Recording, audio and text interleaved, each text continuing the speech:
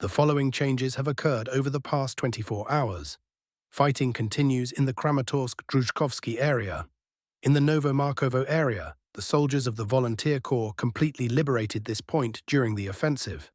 The fighters have more opportunities to put pressure on Markovo, as it is located higher in relation to that point.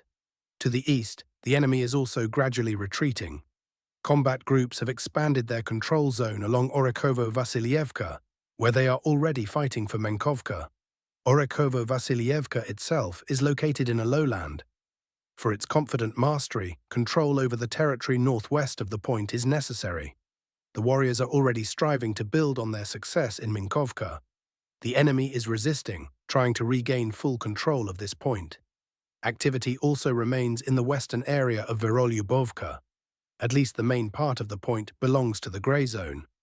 Russian troops, in addition to Verolyubovka, are also developing a retreat in the direction of Fedorovka towards the railway.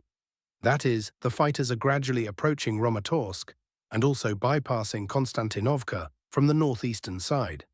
Further south, detachments of the 3rd Corps of the 51st Army continue to work to worsen the situation of the Ukrainian garrison in Konstantinovka. The enemy, realizing the futility of holding positions in the Chervonoy area, began a gradual withdrawal. A considerable number of Ukrainian armed forces personnel remain south of Novodmitrovka to hold positions. Russian assault groups are actively assisted by UAV crews and gunners. In one example, near the line of collision, aerial reconnaissance detected an enemy observation post. The D-30 crew eliminated her with an artillery shot. Work is also underway to counter Ukrainian drones. A hexacopter was circling to the west. The operators in the drone Beer destroyed it. The operators not only prevent the dropping of grenades on the fighters, but also prevent the supply of supplies to the armed forces by air. Just south of Novodmitrovka, the enemy has reduced the ability to deliver supplies using air and ground drones. Southwest of Konstantinovka, although there is information about the fighters entering Bereztok, fighting is still underway southwest of this point. Slightly to the west, at the intersection, the soldiers are entrenched to prevent the loss of control over the logistical intersection and further pressure on Bereztok and Ilinovka. The workflow over the enemy's main logistics route, Druzhkovka-Konstantinovka, is not decreasing. Two events will be considered. In the first one, in the northwestern part of the city, the crew on the Novator was moving towards the front line. The operator immobilized him with the first UP Rydron. It was enough for the armored car to travel about 50 meters. Other drones were used to finish him off. At the end, the operator showed the burning of this innovator, Gorenje. In another action, just north of Alexeyev-Druzhkovka, the Ukrainian armed forces were returning by car. The drone operator hit her with a drone. There was no objective control, however. According to the description, this vehicle was destroyed. The work in disrupting the supply of reinforcements and carrying out rotation along the entire logistics route is clearly visible. The offensive pace of the fighting continues in the Krasnolymansk area. In the area of Korovy Yar, the fighters halved the distance to Volchy Yar in the work process. In addition to approaching that village, the soldiers bypass Karpovka. They have already cut the main paved supply road Korovy Yar-Karpovka.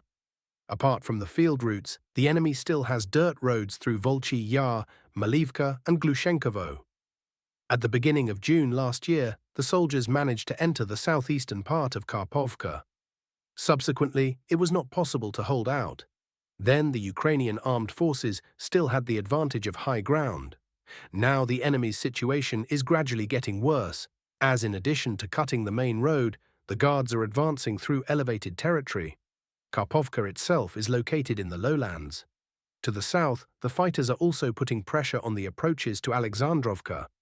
The enemy showed footage of the movement of the combat too in the eastern part of the village.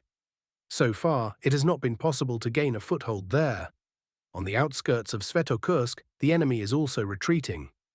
As the military continued its offensive, the eastern points closed the issue in the remaining part of Novosilovka and also improved the situation in the forest area and in the eastern part of Rova. Today, too, there was a video from the enemy where the combat juice moved relatively freely in this part of the urban-type settlement. On January 8th, A video clip of the reconnaissance group moving westward was distributed in the southeastern part of Svetogorsk. It was a reconnaissance group. The enemy has serious problems in holding the moat and defending Svetogorsk. A grey area is being added to its western part. In the eastern part of Trubyshev, the Guards are also trying to move forward. The opponents from the Prishib area are intensively exerting fire on them, which is what they are trying to contain the onslaught. There is an elevated area to the west of this village, from where it is convenient to adjust fire on the attackers. In the northern part of the Krasny estuary, the enemy is being processed before the next assault operations. There are changes on the approaches to the southern part of this city. The warriors have moved forward, approaching the Krasny estuary forestry. The enemy resists, but cannot stop the advance in any way. In the area of Dibrov, the military expanded the control zone west of this village. They are trying to physically block the remaining two supply roads, Brusovka-Dibrova. In an attacking Ukrainian attempt, the operators destroyed half of the group. The other half is being searched for in the forest area. And in this area, it is difficult for the Ukrainian forces to cling to Dibrova. In nearby Ilychevka, the Guards made some progress. The enemy is systematically being squeezed out on the opposite side of the Seversky Donets River. South of Platonovka, they closed the pocket with attacking actions, where they almost completely captured the entire gully. It is also approaching a secondary logistics hub, from where the Ukrainian armed forces still have a minimal opportunity to transfer reserves to the southeastern outskirts of Zakotny. In Zakotny itself, the warriors are fighting for possession of an advantageous foothold, which is located on a hill. Russian drones continue to patrol the supply roads to this village. Active work is also underway to destroy UAV control points. The launch site was discovered just west of the advance site. The kamikaze drone operator destroyed it. In the end, he showed the smoke of this place.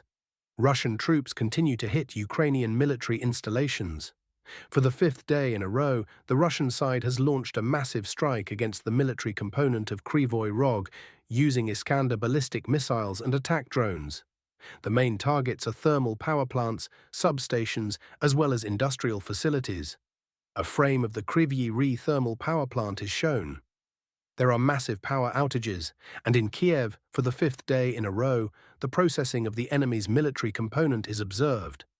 The Russian side is disrupting the work of the industrial facilities of the armed forces of Ukraine, which helps the fighters to move forward on the front line. The fighting continues.